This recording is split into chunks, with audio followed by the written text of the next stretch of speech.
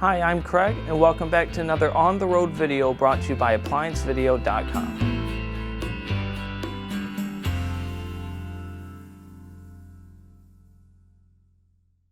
Today, we'll be taking a look at the thermal fuse as well as the thermistor on this Maytag front-load style dryer.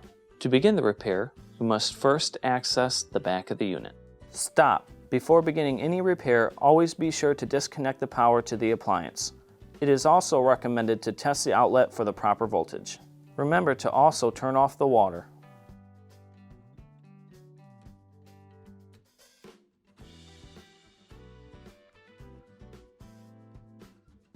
Now that we have access to the back of the unit, we do have two 5/16 that will have to be removed on the back in order to take the top off.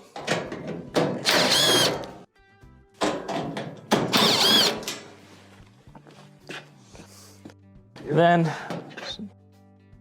slide back, start to wiggle it, pull off your top, and set it aside. Now that we have the top panel removed, we can now gain access and try to remove the console. To remove your console, you have two 1/4" screws that have to be taken off.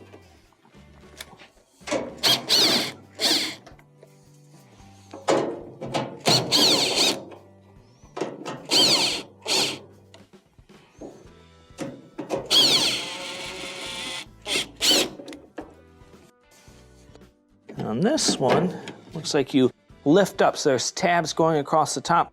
You put your fingers underneath, bend up on the plastic, and start to pull off. You may have to give it a little jiggle, as you do not want it to damage the mounting pieces on the bottom. Just get them out perfectly.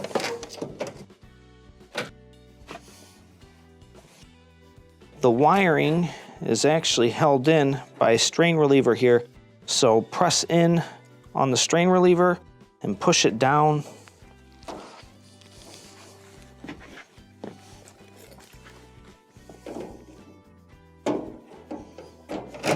Now give us a little bit more slack.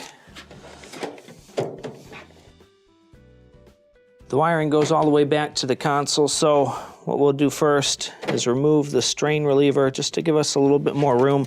I'm going to use a tack puller, lift up on the edge, and start to take it out, but be careful as, again, they mount it in very durable plastic, so go slow with it. Actually, I'm going to take a different route. Because the way that this is flexing, I don't want the plastic to break off, so I'm just going to cut the strain reliever off. There we go.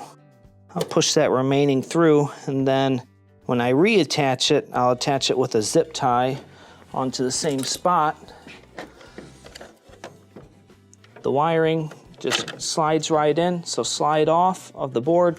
Just remember which side it's on. It looks like it could fit on two sides here, so it is on the bottom. Remove your console and set it aside. Now with the console removed, we can start to remove the front panel. Now the front panel on this one is actually attached at the bottom, as well as inside, as well as on the top. So to begin, first we're going to slide my bit case underneath it. You can push up, slide under the case. Next, drop down. We have 4 screws underneath, all 1/4".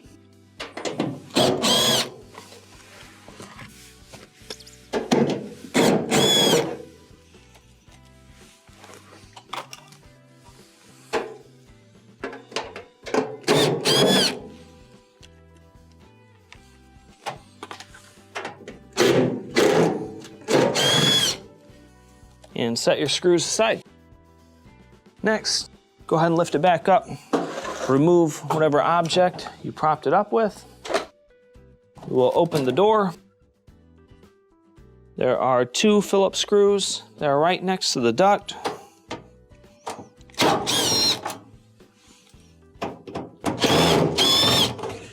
Remove these. Close the door, switch back over to your 1/4". Remove these 3/4" screws across the top.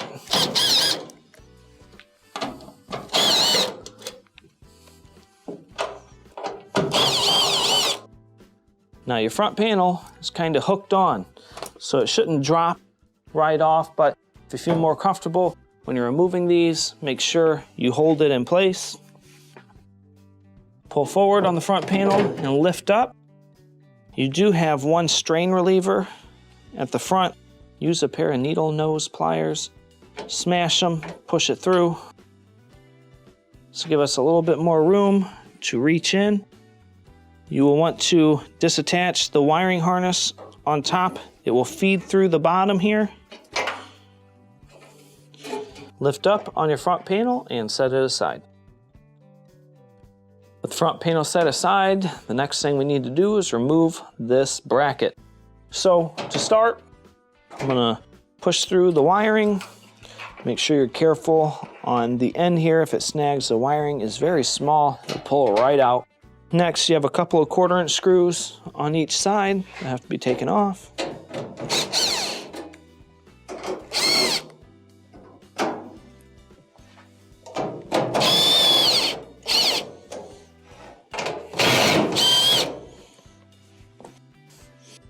Lift up on the bracket and wiggle it out.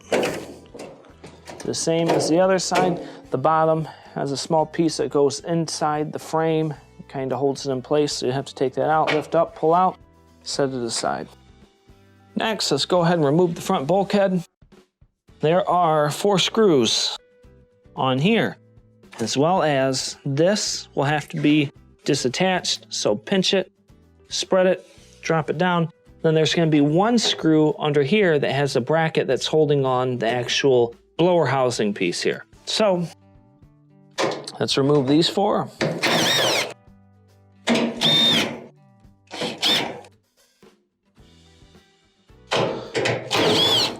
And because it has this holding piece at the top, it should not just fall down. Remove these. Now let's get the 1/4" on the bottom. We will drop it and lift up. This is the bracket here, as well as the screw that attaches it. Set these aside. You'll see where it's held on at the top. Grab one side, lift up, start to pull it apart. Do the same on the opposite side here.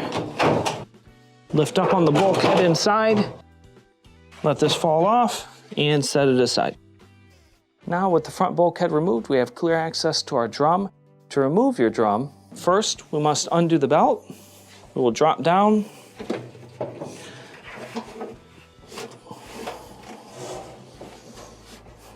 Push the idler back. Let go of the idler gently so that the spring doesn't come off. And then to remove your drum, I like to use the belt. Lift up. I'll give you something to hold on to. Pull the drum out and set it aside. Now that we have the drum removed, we have clear access to our thermal fuse as well as our thermistor. To test these out, the biggest thing you're going to test is for continuity on this thermal fuse.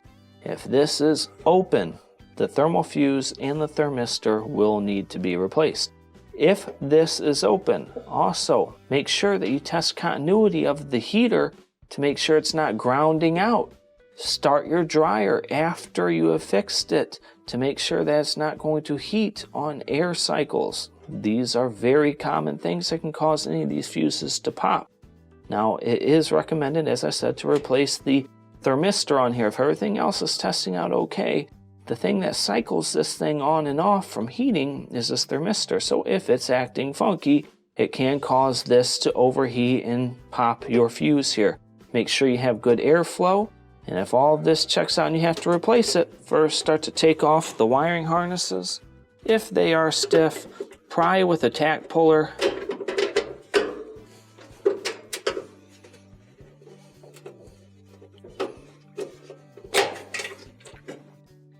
One down. There's the second. Those ones are out. Next, remove the 1/4" screws that are holding them.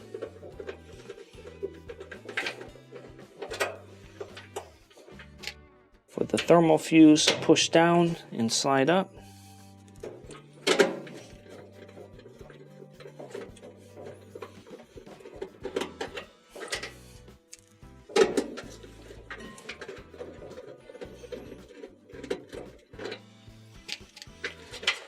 take out your thermistor and set them aside.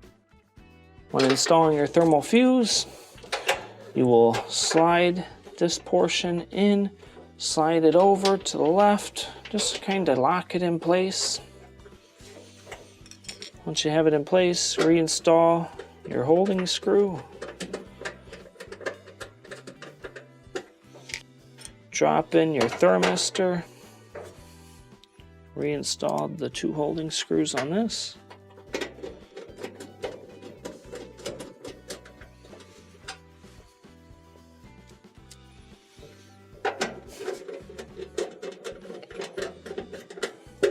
Reinstall your wiring. The red wires went to the thermistor on this one, and the blue wires went to your thermal fuse. When you purchase these thermal fuses, generally speaking, the terminals are going straight up. Maybe push them to the back a little bit like your old one was. Now you can reinstall the drum. When reinstalling your drum, you will notice that on the drum, one side is larger than the other. So the smaller side is going to go inside on the dryer. The bigger side is going to come out. We'll use a belt to hold it up. Start to bring it in place and give it a turn so it sits on the rollers. Lift up on your belt and get it kind of centered. We will reach inside, grab the idler, lift up on the idler, push the belt around it. While the idler is lifted up, bring the belt around, go around the motor pulley with the rib side down, let go of the idler. Now we can reinstall the front bulkhead. When reinstalling your bulkhead, first we'll bring it in at an angle. The idea is to have this rest on the top portion of the back. Now, to tell the back from the front, obviously the back will have rollers, the front will have the wiring harness here. So, push it in, lift it up, and drop it on our hooks.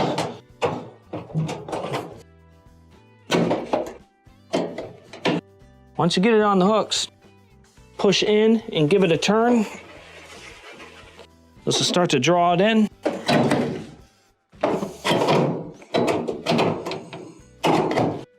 You want it to rest right on the rollers before reattaching the screws.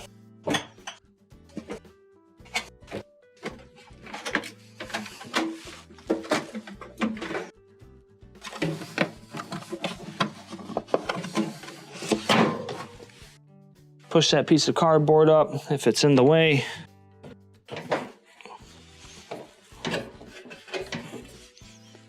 Just give it a couple more turns. Start to screw in the sides.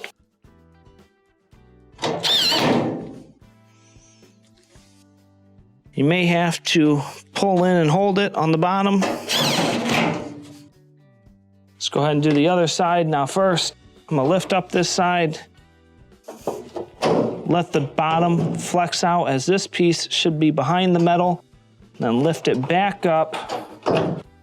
Drop it in place. Should fit a little bit more snug.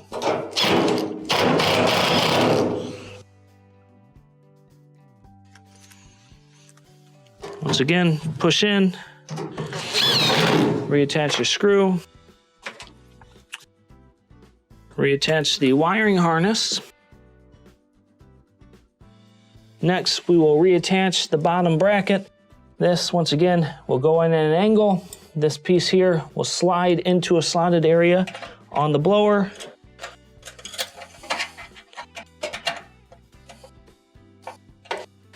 Get it lined up.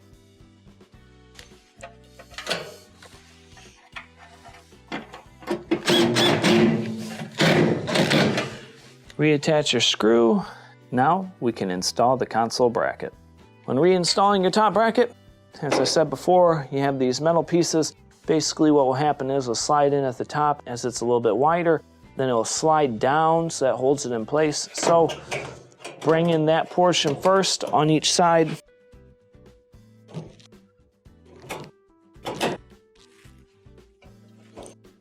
Push down.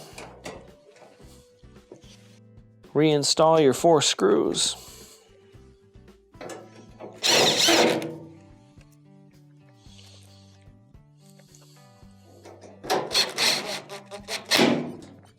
Be careful with the top ones, as you do not want to break that plastic.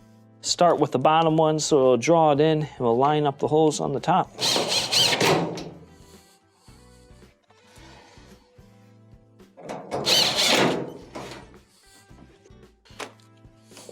Feed through our wiring.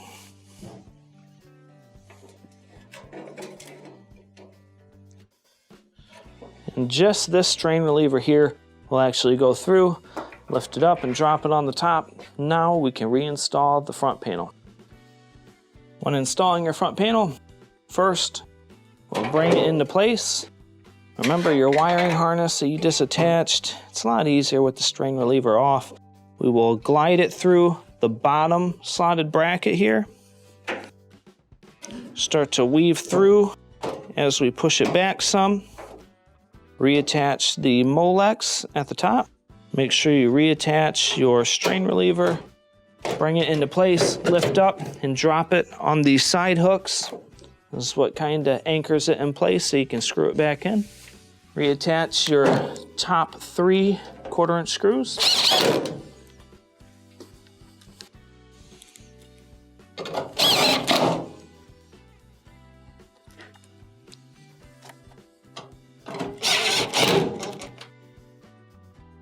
Next, switch over to your Phillips bit.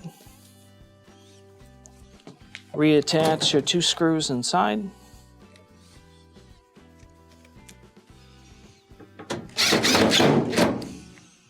Now the reason why I do these first is it actually draws the bottom in. The bottom ones are the hardest screws to put in, so do these first, they'll draw it in, make it a lot easier.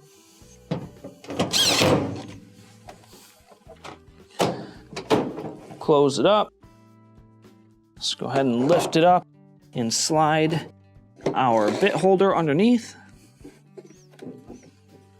Go back over to our 1/4". Let's start on one of the corners. Now, these screws in the middle are a little trickier as the bottom bows down. So when you're installing it, lift up a little bit.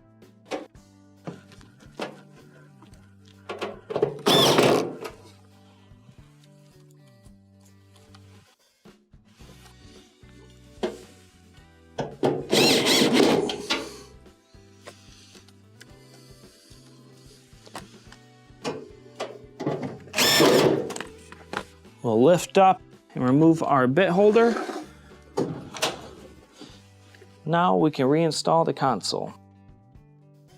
When installing a new console, I would still recommend maybe zip tying the wire on here when we have to put it on, as it'll be easier to take off later. Let's go ahead and plug this in. Remember, it went into the bottom slot. I'll weave through a zip tie. I'll just leave it there. Put it in at an angle.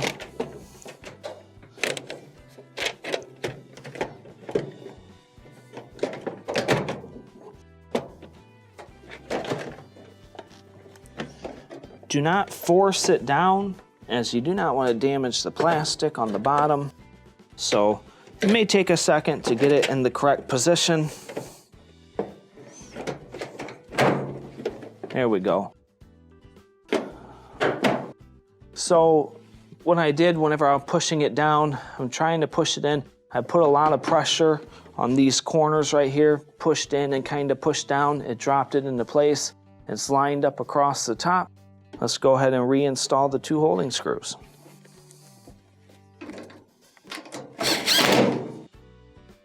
Do not apply a lot of torque, as we do not want to break these clips.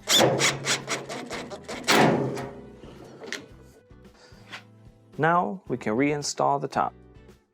When installing your top panel, you have two portions. This portion right here has little slotted areas that correspond with the UI console at the top, as well as the screw holes on the back. So put the portion that goes to the top forward, drop it in place. It should sit level. Push it in. Now we can replace the two screws. You may have to slide it back and forth in order for it to line up, but once you get one screw in, it'll draw the whole top in.